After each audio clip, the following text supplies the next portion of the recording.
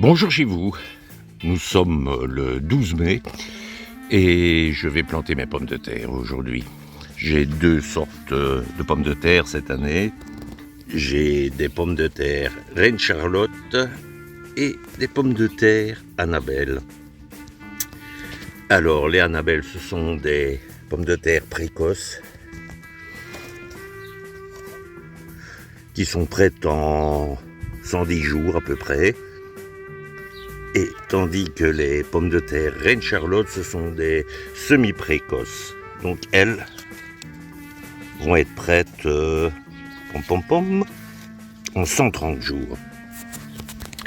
Voilà, j'ai préparé mon terrain. Ça n'a pas été évident parce que vu les pluies qu'on a eues ces derniers temps, c'était vraiment du chewing-gum.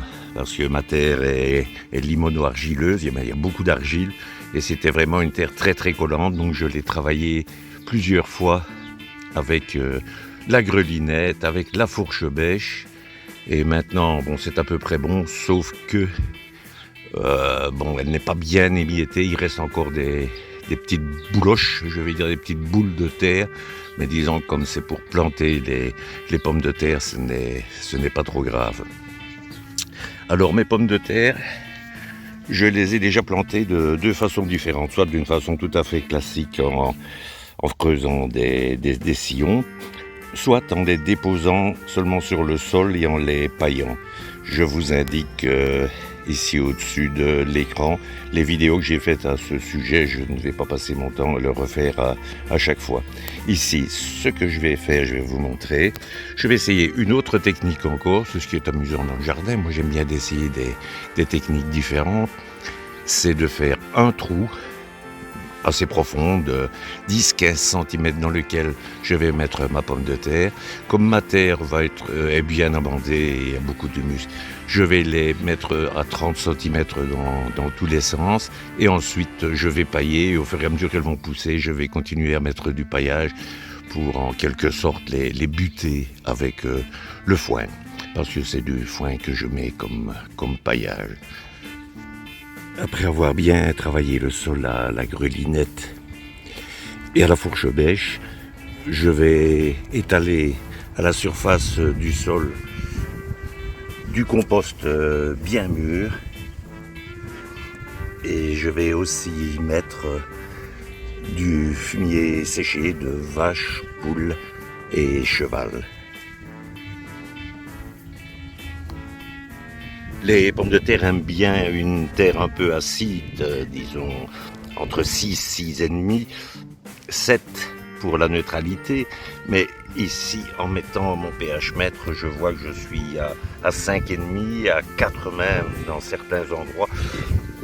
Donc ma terre est quand même fort acide, ce qui fait que je vais rajouter de la cendre de bois qui va un peu rajouter du calcaire et changer un peu le pH de ma terre.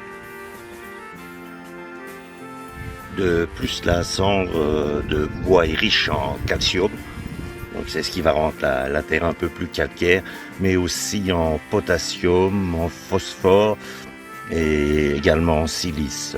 Donc c'est tout bénéfice pour ma plantation de pommes de terre, mais seulement il faut veiller à ne pas abuser non plus pour ne pas en mettre de trop et avoir un effet qui serait plus négatif qu'autre chose.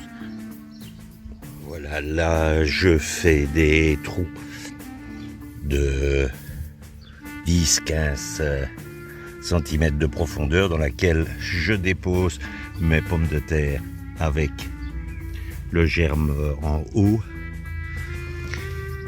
Et elles sont éloignées les unes des autres de 25-30 cm à peu près. Voilà, il ne me reste plus qu'à la couvrir et à passer à la ligne suivante. Voilà, j'ai fini de planter mes pommes de terre et à mon avis il était temps parce que il y a de l'orage dans l'air. Bon, j'ai mis une fine couche de paillage au-dessus du sol. Elles vont pousser sans difficulté à travers et au fur et à mesure que les pommes de terre vont pousser, je vais continuer à pailler. Comme ça, il n'y a aucun problème, elles n'auront pas de lumière. Sinon on a des pommes de terre qui sont vertes et ça ce n'est pas bon du tout à manger. Et en plus de ça, ça va soutenir les tiges bien droites. Je crois vraiment que l'orage approche maintenant. Il est peut-être temps de tout replier. Je vous souhaite une bonne après-midi ou une bonne soirée, c'est selon. Et à bientôt pour de nouvelles aventures au potager de Roger.